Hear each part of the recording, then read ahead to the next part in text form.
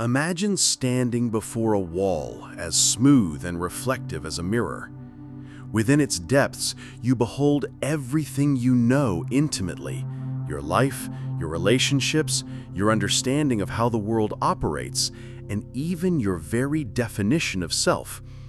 You are profoundly convinced that this is reality, the world you inhabit day after day. Yet, an almost imperceptible fissure suddenly manifests at the mirror's core, followed swiftly by a network of finer lines that spread like a spider web across its entire surface. Your heart accelerates, and an unfamiliar dread gradually creeps upon you. You extend a hand, lightly touching the cold expanse, only to discover that it is not a mirror at all, but an ephemeral illusion, thin as a cicada's wing, teetering on the verge of collapse. The reality before your eyes begins to warp, blur, and ultimately unravel. You once believed you lived in an objective, immutable world, never questioning whether this very objectivity was, in fact, an elaborately woven phantasm. Are all the insights you absorb, every fact you accept as undeniable truth, and every value you pursue truly the progeny of your autonomous thought? Or are they merely spectacles others have donned upon you, permitting you to perceive only the world they intend for you to see?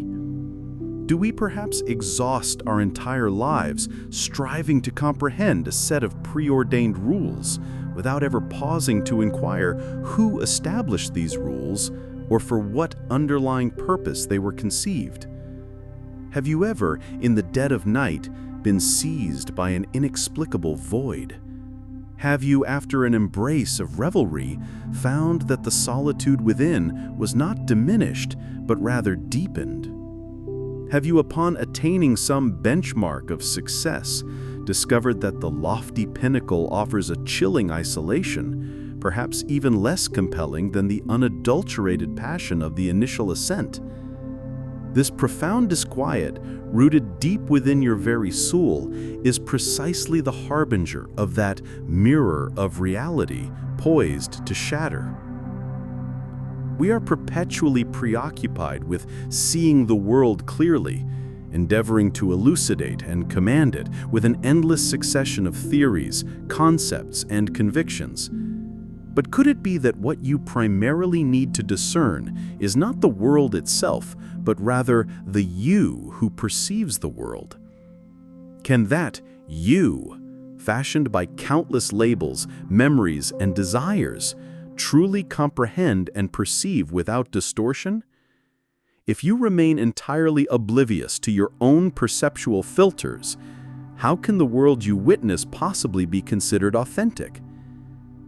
Do you dare to acknowledge that what you espouse might merely be ingrained dogma? That what you dread could be a predetermined program? That what you pursue might simply be success as defined by others? If you neglect to delve deeper into these inquiries, you will remain perpetually confined within a cage crafted by external forces or unconscious impulses. This journey is precisely designed to compel you to tear through that illusory mirror, to confront the most unvarnished truth, a truth far more subversive than you can possibly imagine. The intrinsic vulnerability of your perceived reality is not coincidental. Rather, it is deeply rooted in the intricate mechanisms of human cognition and the evolutionary process. Its mysteries are ensconced in the subtle depths of psychology and philosophy's profound interrogation of existence itself. Our brain is not merely a passive conduit for information. It is an active architect, a factory incessantly constructing reality. It continuously sculpts disparate sensory inputs, filtering them through pre-established patterns, past experiences, and your innermost fears and aspirations, thereby shaping the world you experience. This is a form of cognitive projection, The world you behold is a manifestation of your inner landscape, not an entirely objective entity. Jung once postulated the concept of the collective unconscious, a universal psychic substratum transcending individual experience, harboring countless archetypes. These archetypes, such as the hero, the mother, the shadow, reappear pervasively in our cultures, myths, and dreams, subtly shaping our understanding of the world, self, and the very essence of good and evil. Certain beliefs you hold as sacrosanct and self-evident may not be the fruit of your independent thought, but rather projections of these deep-seated archetypes within your consciousness. You may believe you are making choices, yet the path you select might already have been eroded into a fixed channel by the river of the unconscious. Nietzsche's will to power further illuminates the deeper motivations behind this construction. Humans are not merely rational beings. Our yearning for survival, our intrinsic life force, our value judgments all stem from an inherent vital impulse, the will to power. We crave strength, we yearn for transcendence, and this very yearning propels us to forge meaning and define truth in order to survive and propagate. However, this will can also become alienated, degenerating into a relentless pursuit of external validation or an obsessive fixation on superficial success. Is what you relentlessly chase throughout your busy life authentic self-realization or merely subservience to a hidden, socially internalized will to power?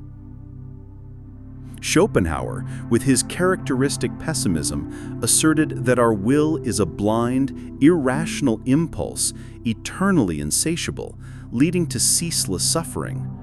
We incessantly conjure desires, chasing after ephemeral satisfactions, thereby ensnaring ourselves in a perpetual cycle of yearning. You may strive desperately to possess more, only to discover that the more you accumulate, the more heavily burdened you become. You may diligently aspire to become a certain type of person, only to find that with each additional label, your authentic self becomes more tightly constrained. Have you ever felt enslaved by the very desires you created? Is your freedom merely a more exquisitely designed form of confinement? The inextricable interwovenness of psychological mechanisms and socio-cultural conditioning plunges us deep, making extrication arduous. The education we receive from childhood, the values disseminated by the media, and the customary norms within our social circles all act as invisible hands, delineating the contours of the world for us while simultaneously molding our very selves. You are instructed on what constitutes success, happiness, and a good person. You learn to think, feel, and act within these predetermined frameworks. Yet these very frameworks imperceptibly constrain your purview, preventing you from glimpsing the vast expanse that lies beyond them. So, how much of the reality you perceive originates from external projection, and how much is the unconscious construct of your own mind? And of the self you acknowledge, how much is truly you, and how much is merely the expectations society has woven for you? Are you content to be manipulated by these unseen forces, playing a role in others' scripts throughout your entire life? Or do you dare to confront this unfathomable abyss and discover the rope by which to ascend? This preordained, constructed reality is no innocuous dalliance. It subtly imbues the destiny of each and every one of us, and likewise governs the entire trajectory of societal structures. Every individual, like a pawn upon a chessboard, believes themselves to be thinking independently and choosing freely, oblivious to the fact that the game has long been set, its rules long internalized. How many of your choices are predicated upon independent judgment, and how many stem from a subconscious should that has been implanted within?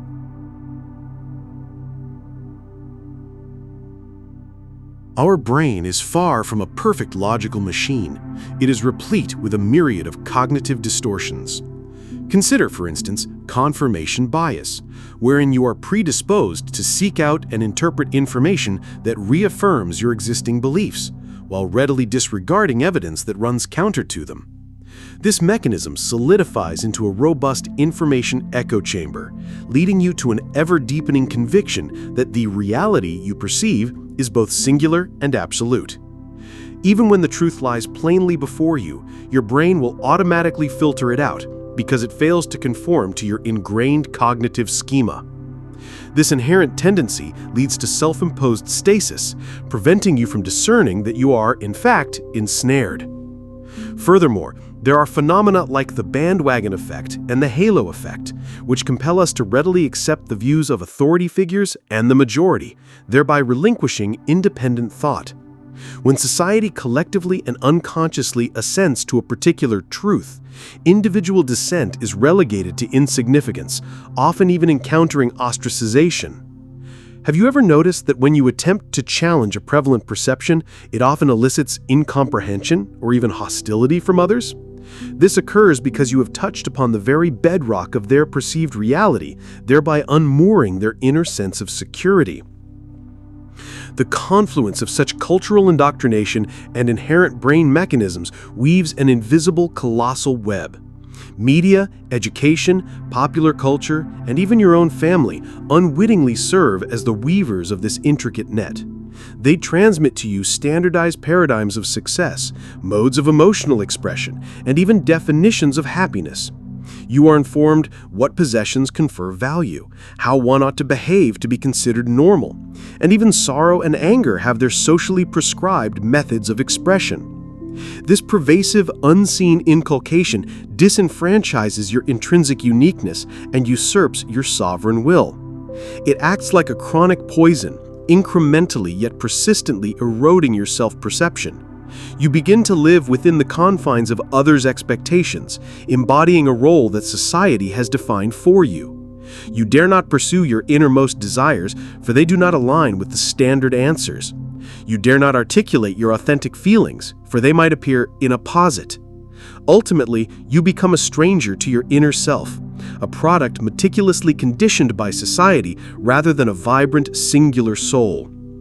This fabricated destiny instills a pervasive sense of powerlessness within you. You find yourself fettered within rigid social strata, bound by fixed modes of thought, seemingly unable to extricate yourself. Have you ever felt that, despite all your efforts, you are merely treading water? Have you ever harbored the suspicion that the freedom and happiness you yearn for are nothing more than a mirage? Without an awakening to these deep-seated mechanisms, you will inevitably sink further into the mire, becoming a compliant prototype in this grand social experiment, forever forfeiting the chance to become your authentic self. Nevertheless, true awakening does not demand that you dismantle everything that currently exists. Rather, it necessitates that you cultivate the ability to see through and to choose. It does not proffer a novel truth to displace the antiquated one. Rather, it allows you to comprehend that truth itself is not static. It is fluid, multifaceted, and indeed capable of individual creation. This is a revolution of introspection, a radical paradigm shift in traditional perception. You cease to be a passive recipient of the world. Instead, you become its active architect. This transformative perspective first requires you to acknowledge a counterintuitive verity. The reality you perceive is, to a significant extent, what you actively choose to believe. Yes, you heard correctly. Your convictions, your attitudes, your values all imperceptibly filter and sculpt the world you apprehend. If you believe the world is fraught with hostility, your brain will be inclined to capture every signal that corroborates that hostility. If you believe life abounds with opportunities, your heart will open more readily to embrace challenges. So, how does one choose their reality? This demands the mastery of metacognition, the faculty of scrutinizing your own thought processes. When a thought or emotion arises, pause and query yourself. From whence did this thought originate? Is it my genuine sentiment, or was it instilled from an external source? Is this emotion predicated on fact or on my assumptions and biases? Through this vigilant self-scrutiny, you begin to unravel those automated reactions and passively accepted impositions. Like the ancient Greek sage Socrates, who through incessant questioning and dialectic unveiled the paradoxes and limitations in human cognition. He did not furnish answers, but rather taught people how to question and how to think independently. This is the very core of awakening. It is not about possessing correct answers, but about cultivating the capacity to question. Those who have truly lived with clarity are often not those who have amassed more knowledge, but those who have mastered the ability to empty and recalibrate their own cognitive frameworks. The teachings of the Buddha also profoundly exemplify this. He did not enjoin you to believe in a specific deity, but rather guided you through introspection to discern the essence of dependent origin and emptiness, the realization that all phenomena arise from interdependent causes and conditions, possessing no inherent immutable self-existence. When you apprehend the emptiness of your own attachments and the external world, you can liberate yourself from the bonds of illusion. This is not an evasion of the world, but a transcendence of it, allowing you to experience it with a detached yet benevolent disposition. This signifies that you no longer passively acquiesce to external labels and definitions. Instead, you proactively define yourself. You no longer cling to an external, perfect image of success, but instead return inward, seeking your own unique meaning and value. You are no longer burdened by past experiences, nor are you consumed by anxiety over future uncertainties. Rather, you recenter your focus on the present moment, living the abundance of each instance. You begin to realize that you are the director, the screenwriter, and indeed, the very impresario of your own life stage. Are you willing to forego those truths that, while ostensibly stable, in reality enthrall you? Are you willing to embrace the courage required to recalibrate your own cognition? Are you willing to proactively choose your reality rather than passively accede to it? This profound power has always resided deep within your being, awaiting its awakening. Are you prepared to reclaim that inalienable right to define your own world? Now, let us reach for that most profound and reverberating ultimate insight. The world is not as you see it. It is as you perceive it, and your perception possesses a far greater malleability than you can possibly imagine. This implies that true awakening does not grant you a glimpse of a more objective world, for a purely objective existence may be utterly elusive. Instead, it allows you to witness how the world is constructed within your own gaze, how it is imbued by your mindset, your beliefs, and your consciousness. Therefore, ultimately, you need not strive to see the world clearly. You need only to see yourself, to see the you who is perceiving the world, the you who is experiencing the world. When you thoroughly comprehend your internal filters, your projections, your limitations, and your boundless potential, you will no longer be deluded by external appearances. You will possess the acuity to penetrate superficiality and reach the very essence. This profound insight heralds the reclamation of subjectivity. You are no longer a mere cog in the grand societal machinery, nor are you flotsam arbitrarily cast about by fate. You are the very center.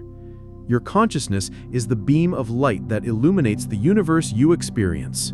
As your consciousness attains clarity, stability, and creative potency, the world you manifest will inevitably transform in kind.